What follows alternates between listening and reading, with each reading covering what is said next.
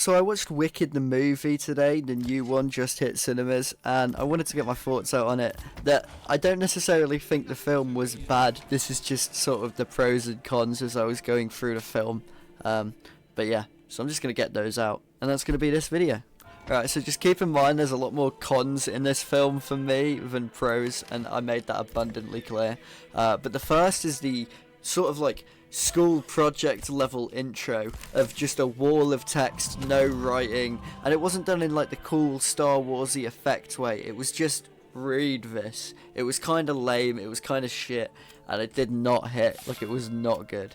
And we're gonna go back to back cons here because they were both in the intro, but I hate when movies do their and then we go back in time, like the intro's not the start, because first of all, it locks you into this weird narrative of, or it should lock you, it doesn't in this film, but it should lock you into a weird narrative of only telling the story from your perspective of like what you were there for. So every time sort of it was in this flashback, which was the whole film, but every time sort of Elphaba would go off and do her own thing, in the back of my mind I was thinking, okay, but how does Ariana Grande's character know this? Like, how does she know that this is what happened?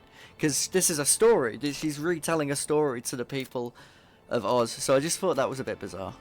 I didn't like it. Personally, I think it's an overused trope. And I won't spoil it, but towards sort of the middle of the film, she puts everyone to sleep, including Ariana Grande's character, and yet Ariana Grande's character is somehow retelling this after the event of all the events that transpired.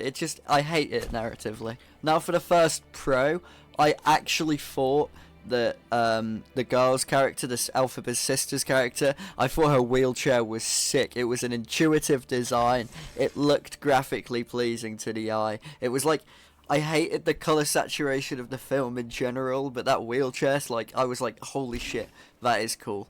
But yeah. So back to cons, because there are genuinely more of them. There's a character who says he's from Munchkin Land, but he's the same height as everyone else. And last I checked, a Munchkin meant a short person.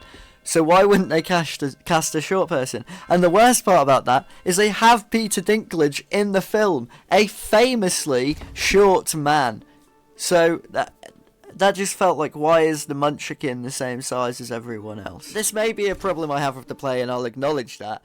But why, when there's talking bears and pelicans, and it's in the Oz universe, so a walking tin man, why are they like, ew, the green one? This feels like it's par for the course. Everything's a bit wacky. Everything's fantasy. Why is it this, like, I get that it's a metaphor for racism, but in this world, it just doesn't make sense for them all to be like, ew, that one's green. It's just really, it doesn't make sense as a premise. This is a world of fantastical things, and then they're all turned on, like, completely shut down and grossed out by something fantastical. It just doesn't make sense to me. Alright, I've got another pro here, and it's not my pro, it was my girlfriend's pro when she was watching it. She thought Elphaba's glasses were cool. They have this cool, like, over-the-arch effect where it's all, like, one black line for the glasses. It's somewhat cool. I wasn't for it. I didn't think it looked like good enough to be in the pros section, but my girlfriend did, so it was there, and that's why we're here. So, moving on. Alright, I'm running out of energy to make this video, and also I want to see how short videos perform on YouTube, just in general. So I'm gonna do I'm gonna quick fire my last two pros and my last couple of cons as well. So doing pros first. I really liked the custom goat controls for Peter Dinklage's character for controlling the window and the teapot. I thought that was really cool just to see. Like the accessible teapot was so cool.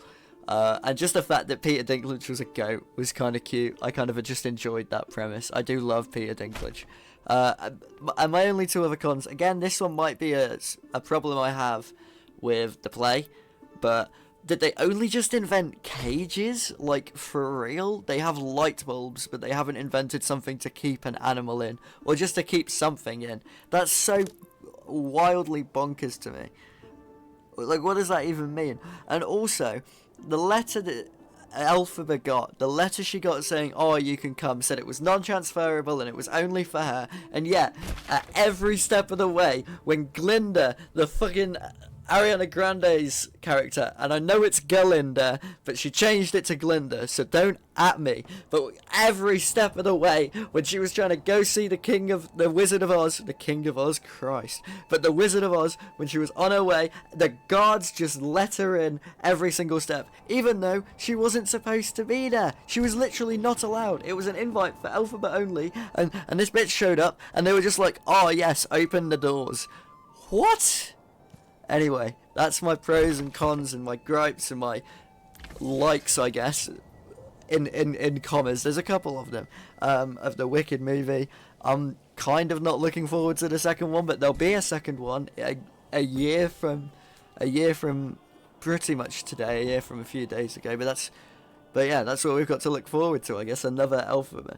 I don't know if I'm going to do more movie reviews, probably not. I just thought this one was wacky enough and funny enough in terms of me viewing it that I'd talk about it. So yeah, that's about it. See you in a bit. Peace. Oh, I can't end it on peace. I apologise. Sorry. Bye-bye.